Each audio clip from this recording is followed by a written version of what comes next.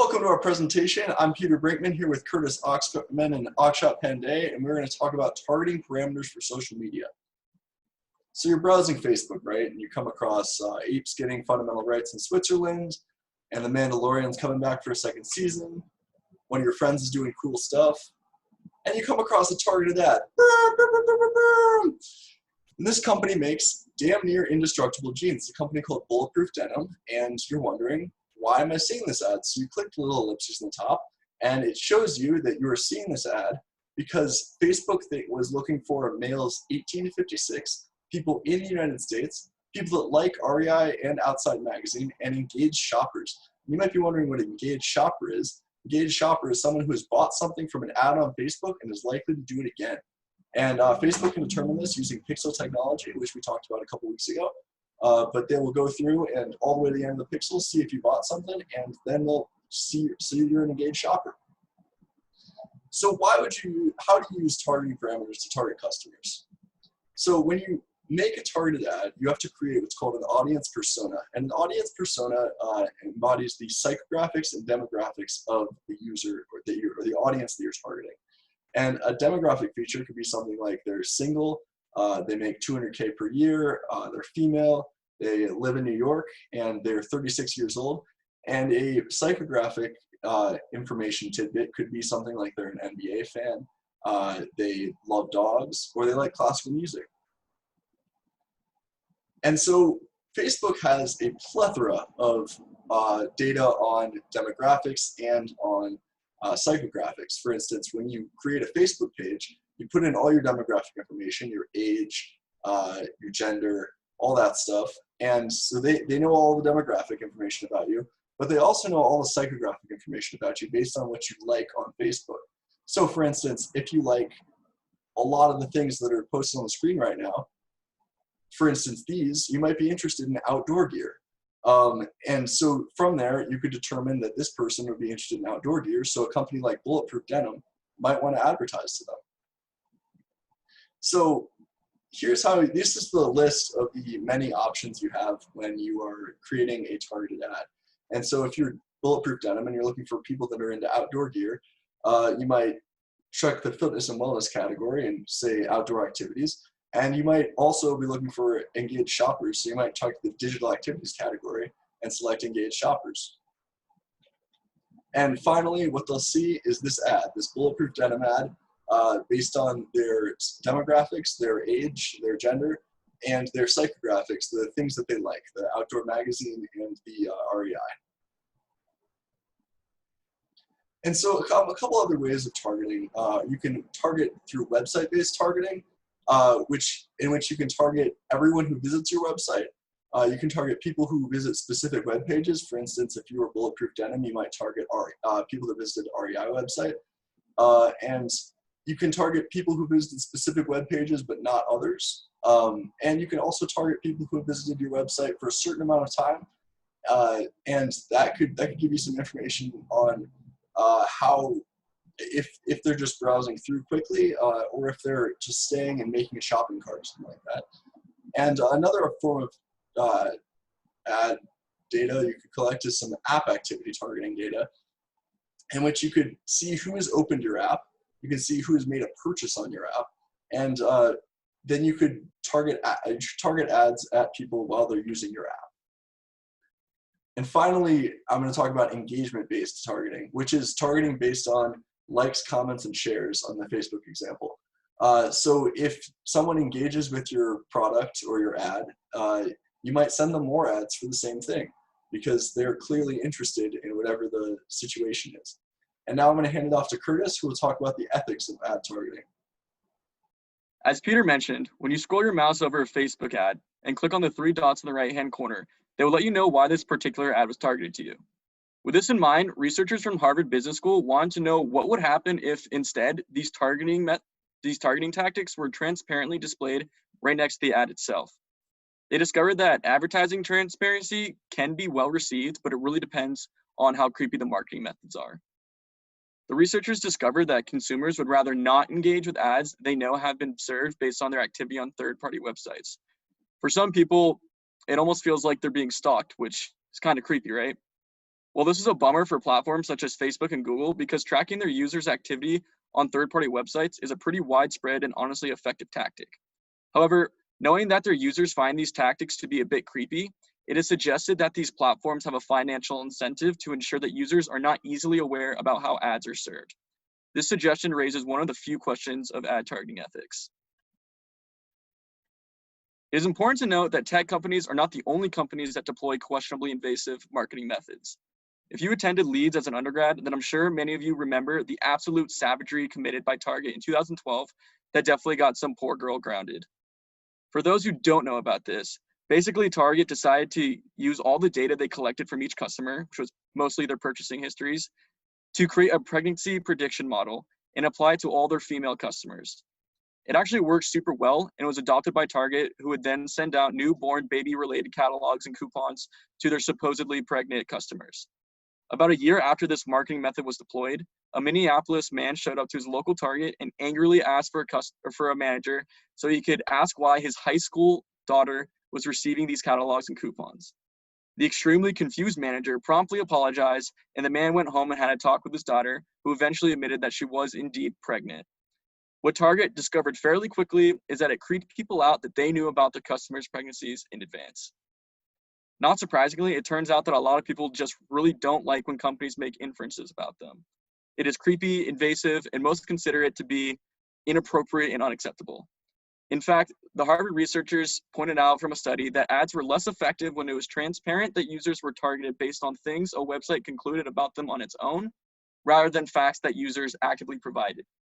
Additionally, the researchers found that their control ads, which didn't have any transparency messages, performed just as well as those with acceptable ad transparency disclosures, implying that being upfront about targeting might not impact a company's bottom line as long as it's not being creepy. Though data can be utilized behind the scenes in such amazing ways to support advertising methods, there are still plenty of ethical concerns that come along with them. This is why transparency and less creepy methods of behaviorally targeted advertising is essential to ad effectiveness. For example, if companies readily disclose that they employ targeting methods perceived to be acceptable, like recommending products based on items you've clicked on in the past, people will make purchases all the same. Ad targeting has also raised some ethical concerns regarding demographics. Advertisers have been able to use platforms like Facebook to send targeted ads, which we'll refer to as dark ads or dark posts, that exclude many underrepresented groups of people. For example, in 2018, the US Department of Housing and Urban Development filed a complaint against Facebook, alleging that the social media platform had violated the Fair Housing Act. They claimed Facebook had done this by allowing advertisers to discriminate against users based on sex, race, and religion. They stated that Facebook mines extensive user data and classifies its users based on protected characteristics, and that their ad targeting tools then invite advertisers to express unlawful preferences by suggesting discriminatory options. A specific example comes from a 2016 ProPublica investigation that found that Facebook advertisers could create housing ads allowing posters to exclude Black people. Again, in 2018, the American Civil Liberties Union and 3 women filed a lawsuit against Facebook, claiming that they were blocked from seeing job ads posted by 10 businesses that were using Facebook's ad system to show postings only to men, which is a violation of Title VII of the Civil Rights Act of 1964. There are acceptable ways to target by group, but excluding by race, sex, sexual orientation, or other immutable traits is largely ineffective, but mostly unethical. It should be noted that in 2019, Facebook did reach a settlement with civil rights groups and announced that it will make significant changes to its platform so that advertisers may no longer target or exclude based on characteristics like gender or race. In conclusion, ads are deemed ethical and accepted by consumers when targeting methods are not creepy and when they do not exclude groups based on race, religion, or sexual orientation. Now I'm going to hand it off to Akshat, who's going to talk about Twitter geotargeting. Let's talk about geotargeting that Twitter uses. So Twitter is global, and a lot of times they have to break down the barriers and connect with the audience on a personal level. So for this, Twitter uses geotargeting, and they can still use a lot of different tactics to connect with the audience at a better level. Also, Twitter doesn't use the location that is mentioned in your bio. They use the location from your device, your mobile device, or your computer device. So basically, a lot of multinational companies, they usually have different Twitter handles for different markets, right? they can use geo-targeting in order to target customers who are not using regional handles. A lot of times, a lot of brands use different languages on their main Twitter handle, which might be irrelevant to a few people. Like I won't be able to understand a few languages. So brands can use geo-targeting to attract native speakers. Next slide. So let's talk about targeting parameters for social media, Facebook, and Twitter. So what are some of the things that you can use to attract more people, more customers, non-customers, basically your audience, your campaign? So let's talk about analytical tools. I know some of my friends in this class who did MBA with me, we also were in this class called digital marketing. So we use a lot of different analytical tools. We mainly use Google Analytics. A lot of people these days, they use BuzzSumo or Social Analytics.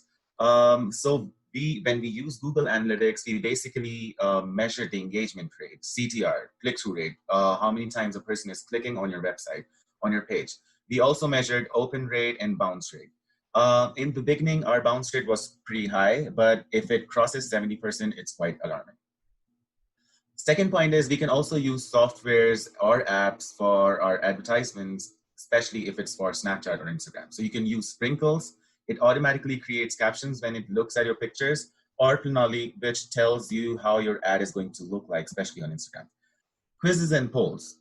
This is one of my favorite tactics because it does not need any input costs. So these platforms have easy to use poll options meant to engage in market research in your current Facebook groups.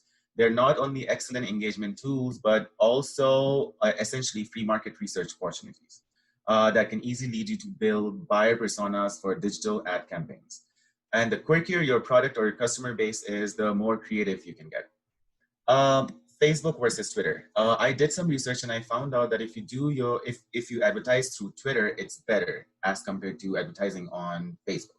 So many apps and software can track or monitor your brand mentions better on Twitter due to its API. Twitter also helps your content go viral. Facebook has its limitation because most of the conversations are private. Facebook EdgeRank reduces your reach to 10% or even less than that, whereas Twitter is open. And through Twitter, anyone can connect with like-minded people and experts. We can use tools like followerwong.com to connect with people with the same kind of bios. Also, Twitter is kind of a search engine. Facebook wasn't made for that. Facebook was meant to connect with your friends. Okay, on the next slide, I'm going to talk about some of the campaigns and how they dealt with this situation of coronavirus. So in this coronavirus lockdown, a lot of businesses got closed. A lot of hotels were shut down. So many people lost their jobs. But Airbnb found a way to connect with people more because now everyone was on their social media. So they used analytical tools to identify which social media platforms were being used more, and they started advertising on them. So they were offering free and subsidized lodging for around 100,000 COVID-19 responders. Our next campaign is for Amazon. So this is a perfect example of brand leveraging the user-generated content, also called UGC. So they took the screenshot of the tweet and posted it on their social media page and replied to that tweet. This is the perfect example of human and cross-channel promotion. It also develops connection between the user and the brand and also creates the interest in the user because now the user wants to be featured on their page. On the next slide, we can see the BuzzFeed campaign and the Zoom campaign. So BuzzFeed Tasty used the coronavirus situation in their own advantage and organized this live event on Facebook and YouTube where you could watch all these celebs performing. It was like a concert from home. Again, a great way to connect with the audience and increase their loyalty. Now I'm going to talk about the LinkedIn campaign. So it's not a campaign, it's their marketing tactics. So LinkedIn is also very good with digital marketing. They say it depends on your campaign and your target audience based on what you want to achieve. For example, if you have a niche target audience, then you will have really high CTRs and even high conversion rates. But if you target broad audience, you might have high volume of delivery, but probably not that high CTR or even conversion rates. Now I'm going to talk about this website. So when I was in my digital marketing class, me and my teammate, we made this website for our digital marketing class. And basically we marketed this website on a lot of different social media platforms. So we marketed it on Twitter, Facebook, and Instagram. On Twitter, we basically used paid advertising, and I paid around $50, which is the least price. And so if we go to the next slide, we'll see that, next slide. So if we see here, this was our paid advertising that we use basically, and we can see that I had more than 23,000 impressions, and we can also see the total engagements and media engagements, the likes, the retweets, and all of that. Next slide. This is how you see data on Google Analytics. So you can see how many new users you have, how many sessions you have, what is your bounce rate, which is quite high in this case, because this was at the beginning of our project. So yeah, that's it. Now we are open to your questions and your feedback. Thank you.